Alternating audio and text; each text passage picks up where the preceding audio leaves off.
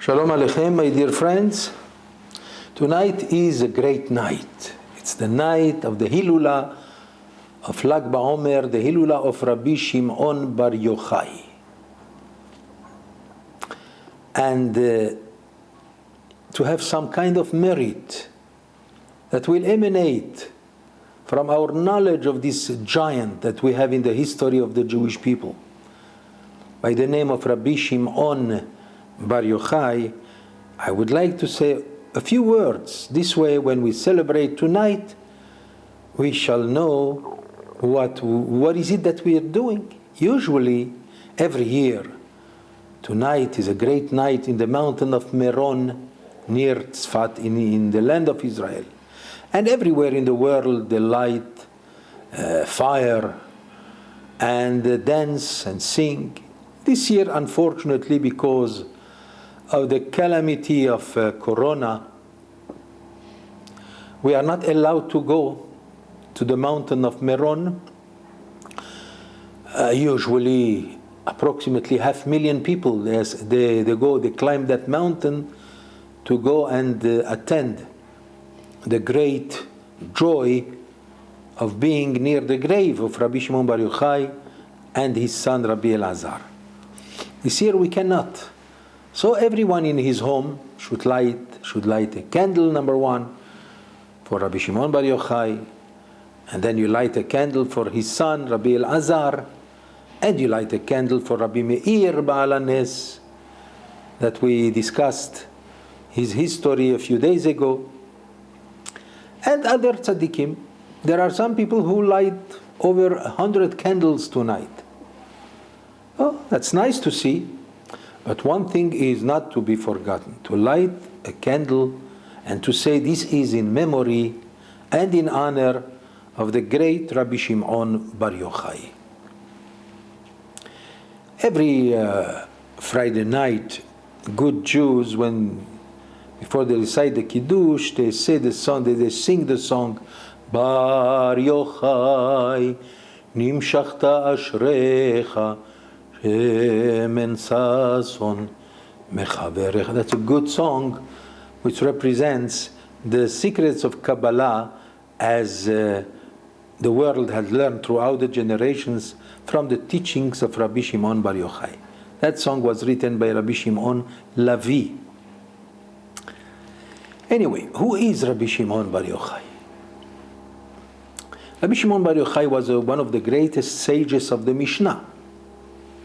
He lived after the destruction of the second temple, approximately maybe 100 years, maybe less. It was the fourth generation of the sages of the Mishnah, whom we call by the name Tannaim, sages of the Mishnah. There are several opinions as when was Rabbi Shimon bar Yochai born. Some say he was born tomorrow, Lag BaOmer, the 33 days in the counting of the Omer. What is sure is definitely, according to the Zohar, the holy Zohar that was written by Rabbi Shimon bar Yochai, he passed away tomorrow, on the 33rd day of the Omer. What about when was he born? So, if it's not on the day of Lag BaOmer, then according to some opinions, he was born on the day of Shavuot itself. Now, this requires a little bit of a certain kind of explanation. The Kabbalah says that Rabbi Shimon bar Yochai was the reincarnation of Moshe Rabbeinu, of our master Moses. Moses gave us the Torah at the mountain of Sinai. What kind of Torah did he give us? He gave us the written Torah, and he gave us, according to the teachings of our sages, he gave us also the oral Torah, which is the Mishnah, the Talmud, and everything, and all the laws. But approximately, maybe 1,500 years after Moses, was the time of Rabbi Shimon bar Yochai, And Rabbi Shimon Bar Yochai gave us that Torah which they study in heaven, the hidden Torah. He wrote the book of the Zohar, which consists of many volumes, as well as many teachings of Kabbalah, which were not meant for everyone, but in the beginning, in the time of Rabbi Shimon Bar Yochai, it was meant for his students, for his disciples. Among them, his own son, Rabbi Elazar, and Rabbi Abba, who was the one who was writing everything that Rabbi Shimon was saying, and other great people. In fact, the tradition says that there were, those who studied under Rabbi Shimon Bar Yochai consisted of two different groups. The first group had about 21 disciples. Those people were great enough that the Zohar says that whenever they sat down to study, there was great fire surrounding them. No one else from the outside was able to enter that circle. But there was a second, higher kind of group consisting of 7 disciples of Rabbi Shimon Bar Yochai who were on such a great level that even those among the 21 could not enter the circle of the 7. That's what it says in Mishnat Zohar. Rabbi Shimon himself was the disciple of Rabbi Akiva, the famed giant of his generation. Not the time now to talk about Rabbi Akiva, but many know the story of Rabbi Akiva. So, his great disciple was Rabbi Shimon Bar Yochai himself. In the book Nachalat Avot, third book, this book was written by Rabbi Yosef Messas, 6 volumes, written by Rabbi Yosef Messas, who used to be a great rabbi, one of the 3 judges in the city of Meknes, Morocco, but when he came to the land of Israel, he became the chief rabbi of Haifa. I knew him personally. He looked like an angel of God, perhaps like Rabbi Shimon Bar Yochai. He writes the history of Rabbi Shimon Bar Yochai. First he begins with his father, Yochai. Who was his father? According to the tradition, his father came from the tribe of Yehuda, Judah.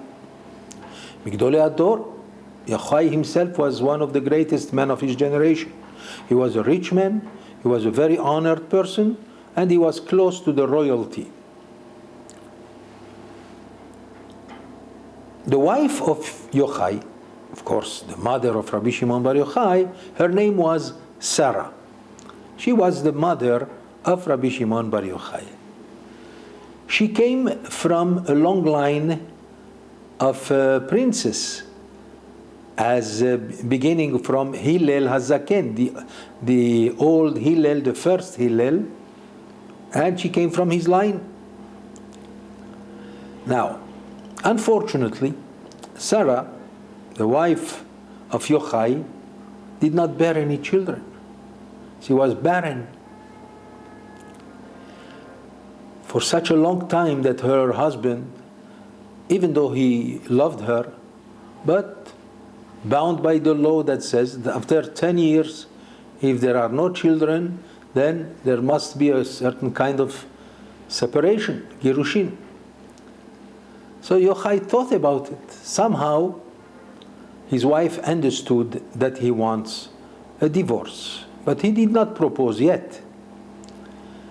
But she became extremely sad about it. And she spent her days and nights crying to God with tears, supplications, prayers, and also fasting and distributing charities. And asking the Almighty, please God, do not allow this divorce. So therefore, give me a child. So, her prayers were accepted. Baruch Hashem. How? Here is what happened. In this book Nachalat Avot it says that Yochai had a dream the night of Rosh Hashanah. He was dreaming that he was standing in a forest full of trees, many trees, some of them fresh, some of them dry. And he was leaning on one of those trees that was dry. And then there was a person who came in his dream, dressed with white, and he brought with him water, with which he was also trying to serve those trees that were dry. When he came to the tree upon which Yochai was leaning, very dry tree, he brought a little plate from which he had some water, and from that water he poured upon that little tree. And in that dream, suddenly that tree which was very dry became extremely fresh, and he grew up in the same dream having fruits, beautiful apples, and all around it everything was fresh and green. And then the smell, the perfume that emanated from that tree was all over the forest, something special. Yochai woke up with a happy heart, knowing that this dream meant something quite concrete and happy. He came to his wife and he said to her, Sarah, here is my dream, the night of Rosh Hashanah. And I think that it means that, that the forest of trees, this is the world. That's the interpretation, the world. The trees that bear fruits represent, of course, symbolize women. Women give fruits.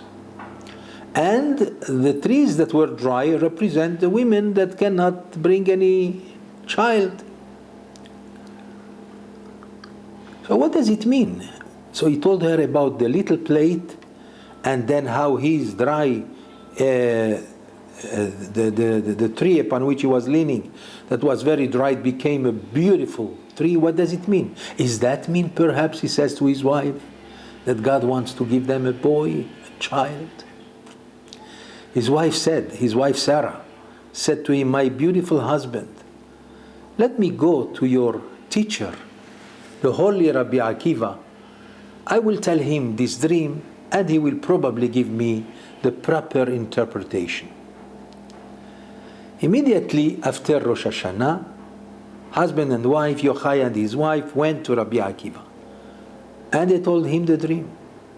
After he heard the dream, he said to Sarah, he said, Madam, I want you to know that everything that your husband said is true, that God meant to give you a beautiful boy. It was by nature that you could not bring a child, that you are barren by nature.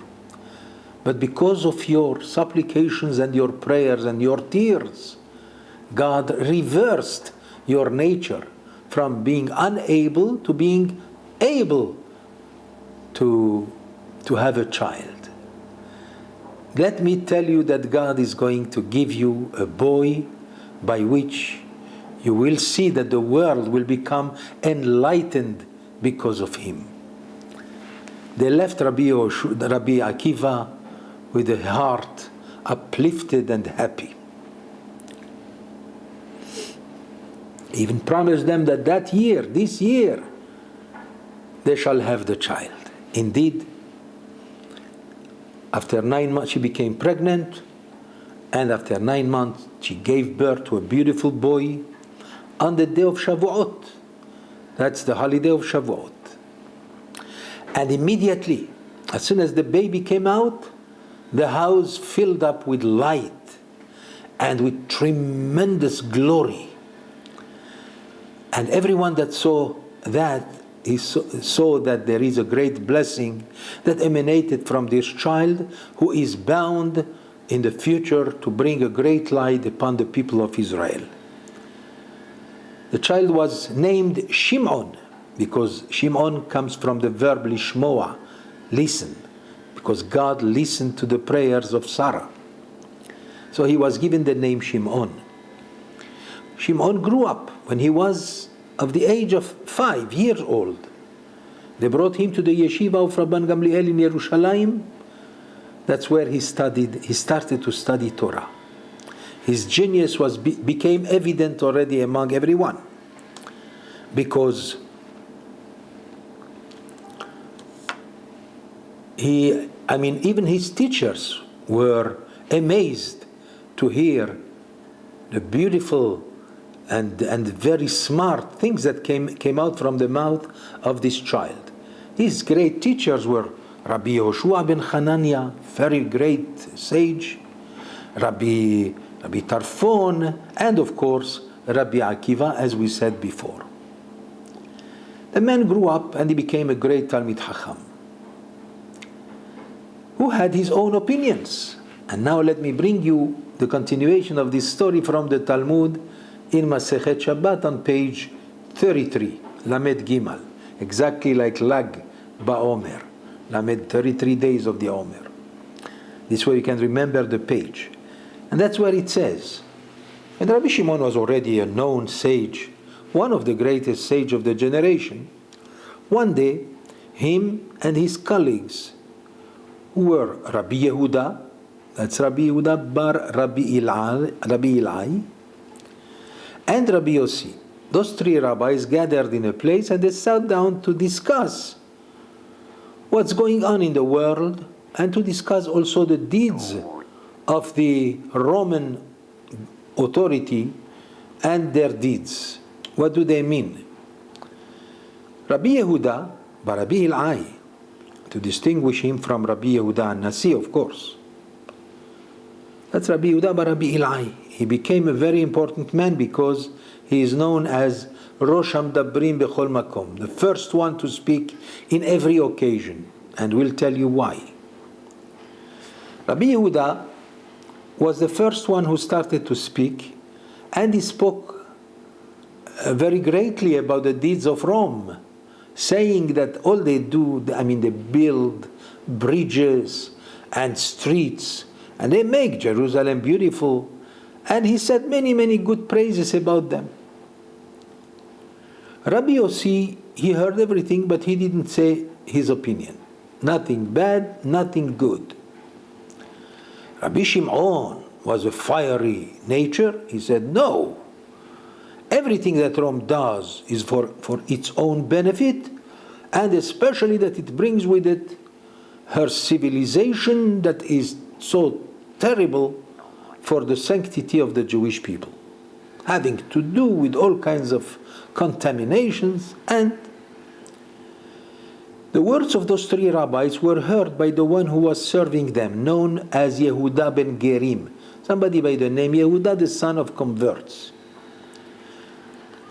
This man heard the whole conversation. Little by little, it happened that he repeated this conversation with some other people. Little by little, the conversation came out to the ears of the royal house, Caesar himself. And that's when a decree came out from Rome. Rabbi Yehuda, who spoke eloquently and praisefully for the deeds of Rome, will be aggrandized. And from now on, in every Jewish occasion, when the rabbis speak, the first one to speak is Rabbi Yehuda. This is Rabbi Yehuda bar Rabbi Ilai, a very great sage. Rabbi Yossi, who didn't say anything, shall be exiled. Where he went, he was taken from Yerushalayim, he was taken to a little village in the north of Israel called Tzipori, which became also some kind of center for the Jewish Torah. And Rabbi Shimon, who spoke bad and negatively about Rome, is sentenced to death. The decree, of course, was heard by everyone, and Rabbi Shimon immediately went with, and his son, and they went, and first they hid in their house, but they could not endanger his wife, so therefore they went later on and hid in a cave in which they spent 12 years inside that cave, but 12 years of learning. That is unbelievable, because God helped them. They survived by drinking some water that there was there, and also from a carob tree. That's how they ate and drank. Whenever they had to pray, whenever they learned Torah, they would remove their garments, because they don't want to use them all the time, and they would hide. They would cover themselves with the earth and learn all day. When the time of the prayer comes, they would get up and wear their garments, and this way they would pray as it should be and properly. 12 years. That's where all the secrets of the Zohar HaKadosh were given to Rabbi Shimon Bar Yochai, and all the teachings of Kabbalah came out from that cave. But they themselves, Rabbi Shimon and Rabbi Elazar, became like angels. When finally a heavenly voice came out from the outside and saying the decree of Caesar has died, and therefore his decrees were totally eliminated, Rabbi Shimon was able to come out with his son. But they came out as angels. They looked upon Jews and they saw that they were working hard, the land.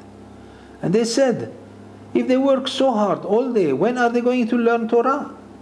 Their eyes became like rays that caused a death of some of the people that they looked upon. Until a heavenly voice came out and said, Shimon, Reb Shimon, go back to your cave. I don't want you to kill my creatures. They went back to the cave for another 12 months, in accordance with a certain belief that 12 months is a kind of punishment. Then they came out. Rabbi Shimon already learned how to live with human beings. Rabbi Elazar, who was younger, took some more time for him, but Rabbi Shimon convinced him properly. If you want to know the whole story, you have to look into the Talmud in Masechet Shabbat on page 33. And finally, Rabbi Shimon came out, and he did, and the world saw who is Rabbi Shimon. That's why he became distinguished from all the sages, because as Moses himself gave us the Torah, the oral Torah and the written Torah, Rabbi Shimon Bar Yochai gave us the hidden Torah, the Torah that only angels were able to study, that even Moses learned, but he could not give it to everyone. Rabbi Shimon had it all. He gave it to his disciples. Throughout the generations, there were very few rabbis. Rabbi Nechunya ben Akana, maybe later on Ramban, Rabbi Moshe ben Nachman was also a great Kabbalist, up to the time of Rabbi Moshe Cordovero, the teacher of the Ari HaKadosh, about 500 years ago. And then the Ari HaKadosh himself, the Holy Ari, who started to spread the study of Kabbalah among his students, especially among his primary student, Rabbi Chaim Vital, through whom he gave all the knowledge of the hidden knowledge that he calls Eitz Chaim. And today, as it says in the prophecy says, that only before the coming of the Mashiach, the world will be desirous to learn the Kabbalah. That's what we see today. We see that there are many schools of Kabbalah and many milieus of Kabbalah that never existed before in any generation, which probably is a sign that the redemption is coming. But what we learn today, it's very important that one should study the Zohar, even if you can understand how great you are. But even if you don't understand, just by reading the text of the Zohar gives you a tremendous credit. And it says in the Zohar that only through the study of the Zohar shall the redemption happen. So there is much more to say about Rabbi Shimon Bar Yochai, such as the day of the Hilulah. What is the day of the Hilulah? That's the day when he died. So that day should be a sad day. Rather, Rabbi Shimon, on the day of his death, he wanted his disciples and everyone to rejoice in that day, because that was the day in which permission was given to him to release his knowledge of the secrets of the universe and the Torah. And that's why this day became a day of rejoicing among the Jewish people. The fire that we light everywhere represents the fire that surrounded the house of Rabbi Shimon Bar Yochai. It says at the end of the Zohar in Parashat Azinu that the day when Rabbi Shimon Bar Yochai passed away on his deathbed, a few of his disciples were able to be near him when the fire of the Shekhinah, of the divine presence, was surrounding them, and no one was able to enter the house because it was too much. The light was so great, and then everyone saw how his deathbed was practically flying around, and that was a day that we celebrate these days also as we begin tonight with Lag BaOmer. So this is as much as we can say now, but there is much more. Remember, studying the Torah has become the obligation of the day. Everyone who can just read the Zohar, it's also a tremendous credit to himself and to the world. God bless you, my friends, and be well.